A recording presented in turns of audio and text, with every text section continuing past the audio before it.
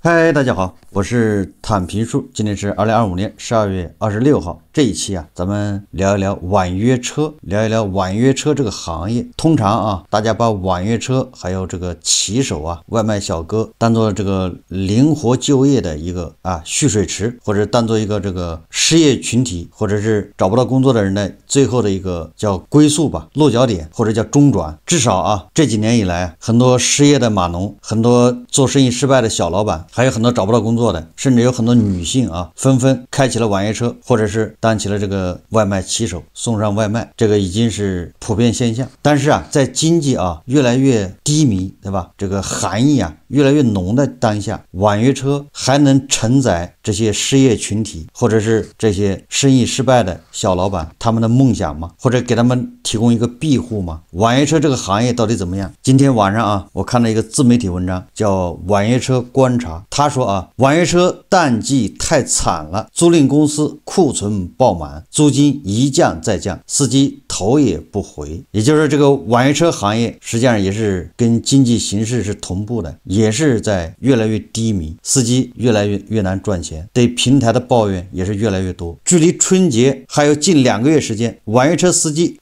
租賃市場的淡季卻已悄然開啟。今年的淡季比往年來得更早，近期在成都、深圳、廣州、佛山、蘇州等地從事發車業務的工作人員向網約車觀察透露了這一現狀。一名在深圳做發車業務的工作人員表示，按照往年規律，通常要到春節前1個月才會有大批司機退車，但今年剛進入12月，退車的司機就多了起來。這些司機態度十分堅決，退車後便直接回家過年，完全沒有續租的打算。這個讓我想起了前不久是吧，有哪個部門是吧，在貴州還在廣西召開了一個會議，堅決制止返鄉滯留。實際上今年的返鄉潮比哪一年都要早，很多人早就打道回府了。與其在城裡面找不到工作，或者工作難，對吧？不如早回家。至於明年還出不出來，那不一定了。這個現象越來越突出，所以表現在網約車這一塊，你看看很多網約車司機把車退了，完全沒有續租的打算呢。說明年我過完年來接着開，沒有了。短視頻平台上各大租賃公司的賣慘視頻隨處可見，車租不出去，退車潮來襲，公司瀕臨撐不下去，這些成了租賃公司一線業務員在視頻裡的常態。網約車租不出去，專門做發車渠道商日子同樣不好過。一名佛山的渠道商坦言，上個月基本每天都能租出去2-3台車，可進入12月後，一連幾天都沒有司機來諮詢租車，更別提交成交訂單了。租賃市場的慘淡行情也直接傳導了上游資產公司，近期退車司機激增，導致上游資產公司庫存壓力陡增，現金流面臨巨大挑戰，給下游渠道商的佣金結算週期也不斷拉長。廣州、蘇州不少渠道商反映，9月份的佣金至今仍未到賬，發票提交過去1個多月，回款仍杳無音信。另一名在成都做渠道的李師傅對此表示理解，他說，當下退車司機扎堆，這些大型資產公司背負着沉重的負債壓力，眼下如何熬過網約車行業的淡季才是資產方最需要思考的問題。為了應對淡季衝擊，各大資產公司紛紛開啟降價租車模式。一名成都的租賃公司工作人員說現在租金價格全面降價，還提供免費代駕送車上門服務，只要有司機提車，全成都可送車，就是你要租車的話，人家把車送到你樓下，就這種服務。同時為了應對淡季，也有部分網約車平台選擇與租賃公司合作，推出公補優惠，司機完成規定任務就可以獲得租金減免。以滴滴為例，在深圳25年的北汽 EU5 租3個月，首月減免租金600元，算下來首月租金僅3000元。但是因為之前的佣金結算慢，即便是現在這些資產公司降價租車，提高佣金給渠道發車，渠道們沒有多餘的資金墊付給司機返現，也發不動車了，形成一個惡性循環。這個自媒體它叫網約車觀察，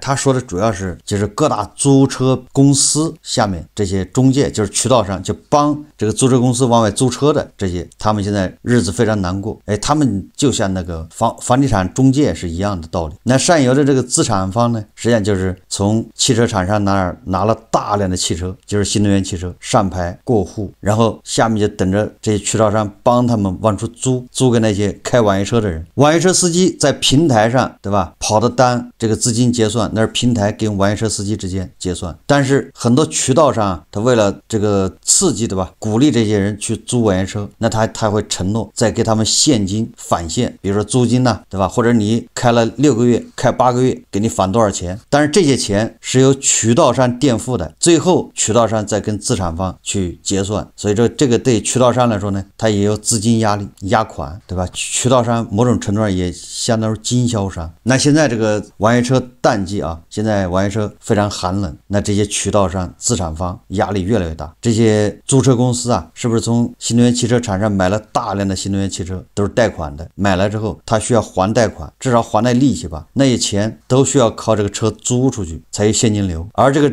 車租不出去，它現金流就弱，現金流一弱，這些租車公司就面臨暴雷。但是因為之前的佣金結算慢，即便是現在這些資產公司降價租車，提高佣金給渠道發車，渠道們沒有多餘的資金墊付給司機返現，也發動不了車，發不動車啊，車租不出去啊，形成了一個惡性循環。淡季到來，网约車租賃公司的庫存壓力加大，也在向上游傳達壓力，尤其是那些給租賃公司授信較多的主機廠和金融方。租車公司啊，都是跟銀行還有新能源汽車廠商三方合作，這也就是為什麼新能源汽車廠商那個汽車賣得好的原因啊。賣給誰了呢？每年的年底都是租賃公司暴雷跑路的高發期。一名從事融資租賃業務的工作人員稱，最近他們主要任務就是去各地看看授信企業的經營狀況，擔心有些企業突然爆了。那大家就要問了，為什麼今年網約車行業的淡季來得更早更猛呢？一個關鍵原因在於當前網約車的運價實在太低，不少新入行的司機在銷售人員的話術誘導下，盲目相信一天能賺500-600元，卻忽略了網約車行業以時間換收入的本質。每天不跑滿12小時，流水收入根本上不去。許多今年入行的司機跑了幾個月甚至半年，到頭來1分錢沒存下，只能紛紛退車改行。還有司機發現，現在網約車平台規則要求越來越嚴格，動不動就扣分、封號、罰款。在各大網約車平台逐漸由價格內卷轉向卷服務的過程中，一部分確實無法滿足平台要求的司機不願意選擇改變自己，只能被迫退車出局。當然還有一個原因，就是近年來隨着新能源汽車價格戰的持續，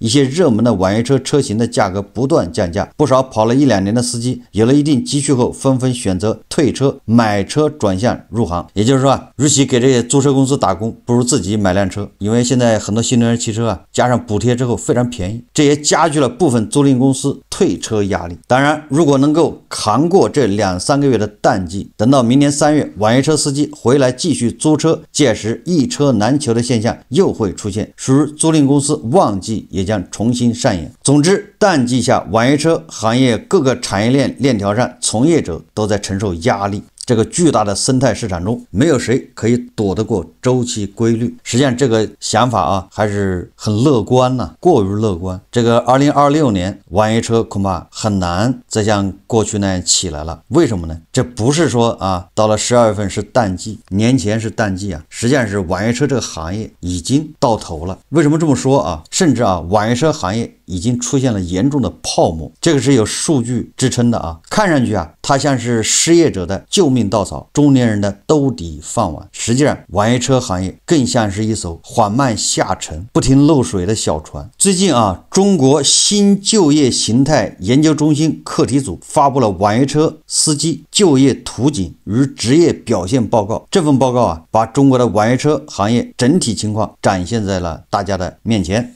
其中提出了中國網約車行業在過去10年的快速增長，為失業和轉崗群體提供了大量的就業機會，在各個區域的就業承壓上承擔了穩就業的責任。對比其他的藍領行業而言，在工作的自主性、收入上都有一定的優勢，但是在經濟持續下滑的今天，這個行業開始面臨發展的瓶頸。在2024年，中國持證網約車司機達到了748.3萬人，這還是到2024年年底就將近750萬人，相比2020年增長了159%，就是比4年前漲了160%。這個網約車司機但是訂單量只增加了38%，也就是說相比之下，開車的人多了，但是坐車的人沒有那麼多。我們總說網約車騎手這個是穩就業的靈活就業的一個平台，為失業人員提供轉崗機會。但是你想想现在整個社會是不是失業的人越來越多？2026年1270萬大學生畢業是有史以來最高的，而同時呢，你看大量的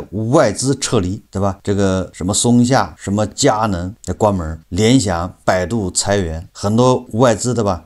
叫清場式裁員，整個的搬走，甚至國內很多供應鏈也搬到國外，勞動的崗位就業崗位是肉眼可見的在減少。大家可以看看大街上很多門面房都是關門，本來那個地方对吧都能容納幾個人就業，但是他已經關門了，這些人去哪兒呢？就業難。那麼這些人很多他就被迫湧向這個外賣騎手，對吧？買一輛電瓶車開始送外賣，有的就去開網約車。你說當大家都湧向網約車這行業的時候，網約車這行業它能承載得了嗎？那必然是卷必然是大家都掙不到錢。如果讓所有的失業人員都去開網約車，這種穩就業的方式還能持續多久？自從2022年開始網約車司機收入就在持續下降，客單價不斷減少，平台抽成不斷提高，再加上大量從其他行業湧入網約車平台的司機，讓這個行業已經成為高度飽和的狀態。所以到了今天網約車行業已經很難再提供大量的工作崗位。最可怕的是什麼呢？最可怕的是到了2025年，這個根据交通運輸部數據顯示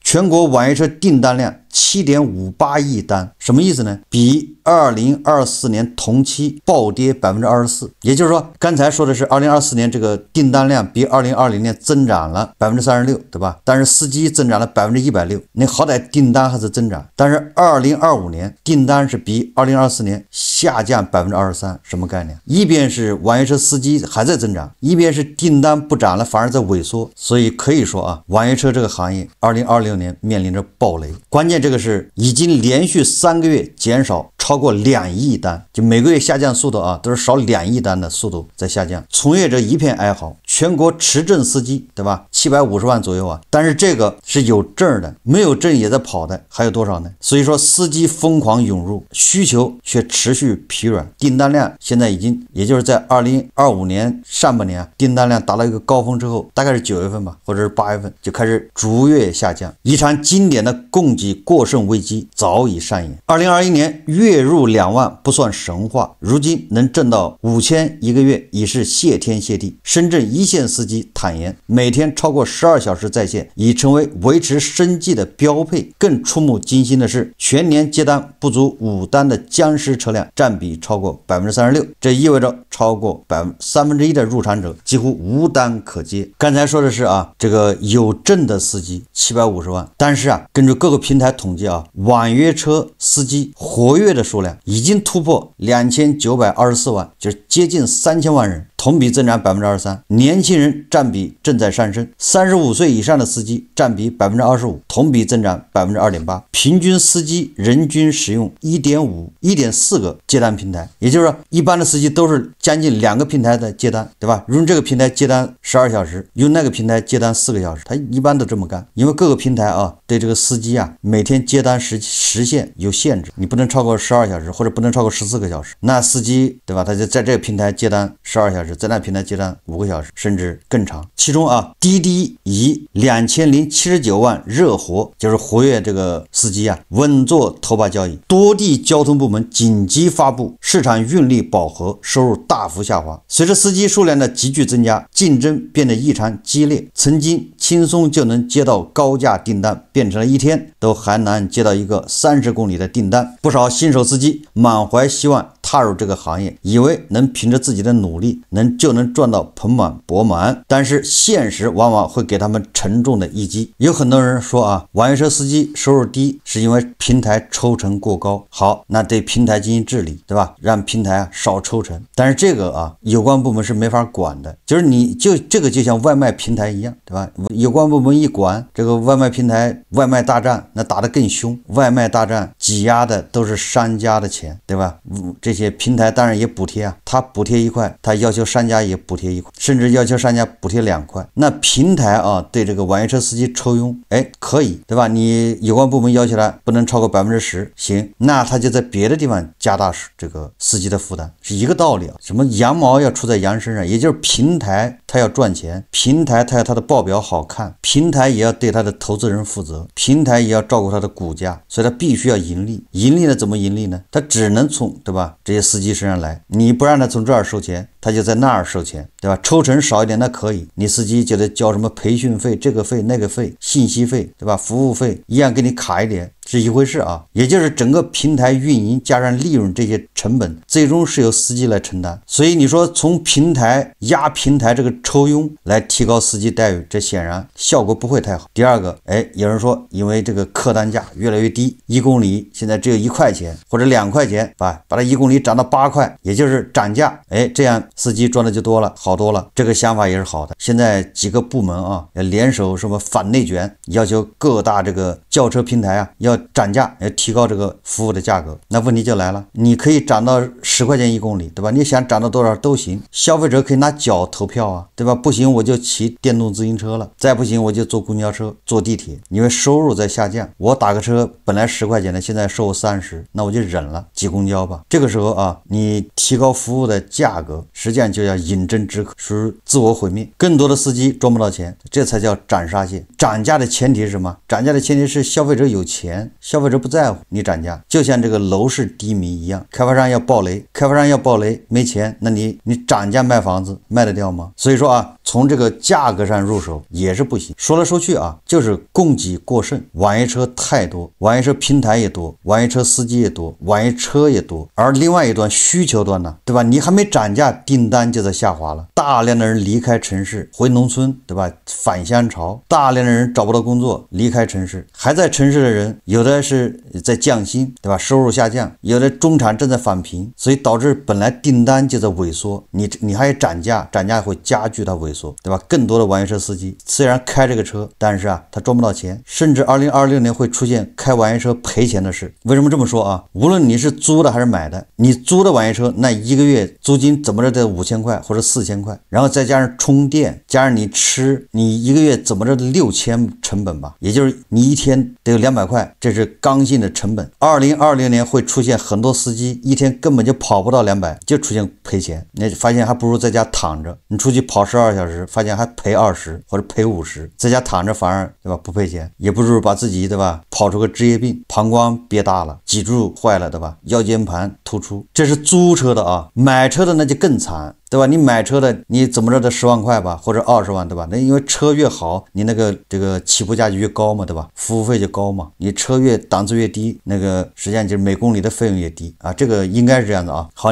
我假設你花15萬買了一輛車，好，你開1年，很努力，對吧？你把電費、充電的什麼吃去掉之後，你能賺個7萬塊，那就很不錯了。你相當於一個月淨賺6000，這是很不錯了啊。就是現在很多網約車司機平均到不了這水平，結果你那個新車15萬，對吧？你跑了1年之後啊，你想你跑網約車啊，你那15萬恐怕就值7萬了，腰斬沒毛病吧？或者你這麼一算的話，你還倒貼1萬呢。你車本來就在貶值，對吧？新能源汽車那個降價多快呀！新車型一年能出幾百個，越來越玄乎，完了價格還在降，再加上你跑1年有損耗，舊車你想想吧，你15萬買的車，你跑了1年以後，你恐怕相當於7萬，你這個合着還賠1萬。所以我說啊，2026年會有很多這個網約車司機他要爆雷，幹不下去了。實際上今年就這樣，山西啊，根據那個山西交通廳公布的數字啊，大概是這樣的，就是山西一共是發了多少萬張，是26萬張還是多少萬張這個網約車司機這個牌照，居然大概有1/3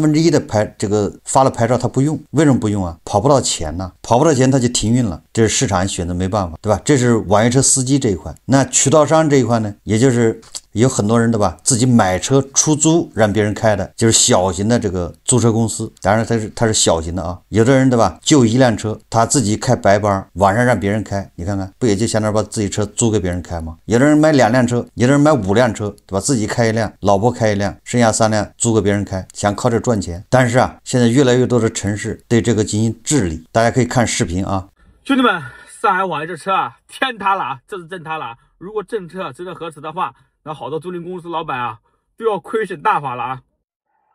大家好，我是小石。可能昨天晚上啊，有好多就是租賃公司老闆啊，包括上海個人營運網約車的這個車主啊，都是收到消息了啊。我大家看一下，就這個消息，就是說車子不允許外借。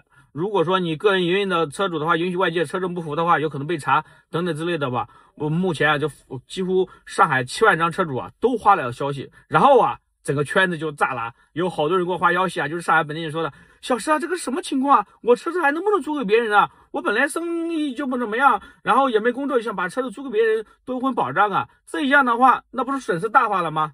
當然了，有我們同行有投幾百萬的，有上千萬的。不過我今年也買了8輛，我還有一輛車。就是也正在私家車也正在轉營運，所以說我也瘋啊，但沒辦法呀。現在這個政策下來怎麼辦？就像剛才我朋友給我發消息了，小石啊，這個怎麼辦？我今年收了3張，然後我貸款下來150個 W，我要上還敢不敢上啊？心裡的慌啊，這一下虧不起啊。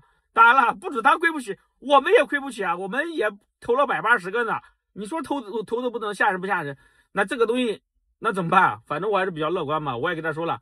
你別擔心，天塌下來有武大郎頂着呢，反正上面有投了幾百萬上千萬，更多人在上面了。我們才投多少？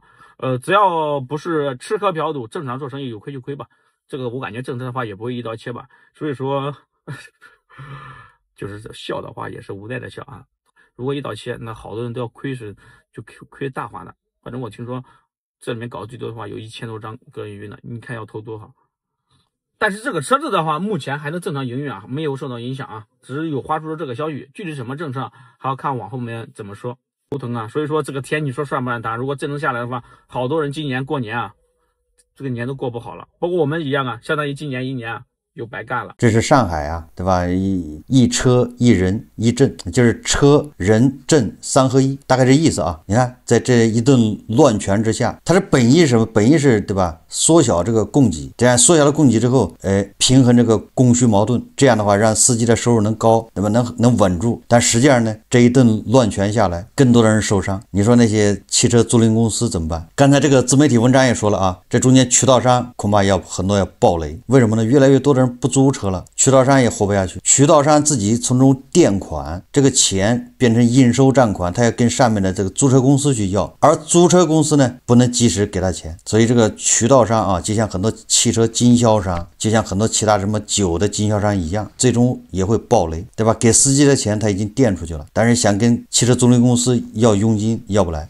渠道上要爆雷。那接下來就是這些汽車租賃公司，汽車租賃公司那個車啊都是抵押貸款的，對吧？他從那個主機廠商把新車買過來，那個主機廠商和汽車租賃公司他們恐怕穿透下去啊，是一個老闆，是一個實際控制人。每個主機廠商，尤其是那些他的主流機型就是用來跑網約車的這些廠商啊，他下面都有大量的這個汽車租賃公司，背後恐怕是一個老闆，對吧？汽車主機廠商、銀行加上租賃公司，你看3方合作，銀行貸款給這租賃公司，租賃公司把這個銀行的貸款的錢去主機廠商買這個新能源汽車，買回來之後再把車押給銀行，你看看主機廠商對吧？新能源汽車的銷量上去了，主機廠商錢拿到手，現在就是靠租賃公司運營把車租出去，每個月租金能回來現金流，這個現金流再去還銀行的這個貸款，這個模式啊，看上去天衣無縫，形成了閉環，實際上呢，完全依賴這個租賃，就是網約車這個行業。如果網約車這個行業蒸蒸日上，那就會出現什麼呢？司機賺錢，司機賺錢就會出現一車難租，對吧？你就租不到車，車非常緊俏，車一緊俏，那租車公司啊又去銀行貸款，又去主機廠商買車，主機廠商車的銷量又增加，形成這麼一個水漲船高的局面。但是現在呢，由於訂單量在下降，就是打車的人越來越少，網約車司機賺不到錢，網約車司機賺不到錢，他就不租車，車，不租車他也不買車，所以导致租车公司的车租不出去，主机厂商的车卖不掉，形成连环暴雷啊！这个接下来就是租赁公司要暴雷，那动不动就几千辆出租车的啊，这些租赁公司现金流在下降，对吧？因为租车少了，银行按揭贷款还不上，他就会暴雷。租赁公司一暴雷，主机厂商也跟着也暴雷，因为他大量的车卖不出去了。所以说啊，2026年恐怕由于这个消费者啊拿脚投票，不再去打车，或者打车的订单急剧下降，导致啊连锁反应，最终啊这把火要烧到新能源汽车厂商啊，就这么简单。这个事情啊不以人的意志为转移，你什么部门想这個辦法那個辦法沒有用，因為經濟形勢不好，大家勒緊褲腰帶，對吧？能不打車他就不打車了，你還指望打車漲價，真是瘋了。當然呢，永遠不缺啊那大量的這個失業的人群，他沒有辦法被逼去租車跑網約車。我們在過去啊，你租車跑網約車好歹不會賠錢，但是2026年我剛才說了，你很有可能會跑網約車賠錢，一定會出現這種現象。一賠錢，這個一傳十，十傳百，對吧？大家就又不敢去租車了，因為這個玩意你說不定還賠錢，你租車幹啥？結果導致什麼呢？導致車更難租出去，這叫恐怖螺旋吶。所以說這個網約車這個行業啊，也就是到頭了，也就是網約車市場將迎來歷史性的大崩盤，行業正式進入至暗時刻。這個在2026年一定會發生，這個絕不是危言聳聽啊，這是經濟的大環境決定的，導致了供需失衡，這個矛盾誰也解決不了，就是大量的人繼續湧向網約車這行業，然後的訂單繼續暴跌，非得出現大面積的網約車司機賠錢，很多人不再把這個網約車當做自己的這個叫最後的救命稻草。那最後捲的是什麼呢？最後捲的是外賣，因為外賣成本低啊，你買個電瓶車就行了啊，買個電動自行車3000塊跑吧，捲的外賣也幹不下去。所以說2026年啊，網約車這個行業不行，最後也導致這個外賣行業騎手啊更難賺錢。這就是咱們說的啊，就是任正非說了嘛，要行業傳遍每一個角落，不存在說有個地方有個行業啊，說還能悠哉不捲，還能通過自己這個付出就能很輕鬆賺錢，這是不可能的，對吧？這個壓力一定會傳導到每一個角落。所以我以前就說了，如果你現在感覺到你還很滋潤，那你就應該感到慶幸，對吧？你應該珍惜這個美好時光，因為含義就在路上，只會遲到不會缺席。好，這期節目我們就聊到這裡，感謝大家收看。如果喜歡我的節目，歡迎訂閱轉發，也可以在下方留言評論，謝謝大家。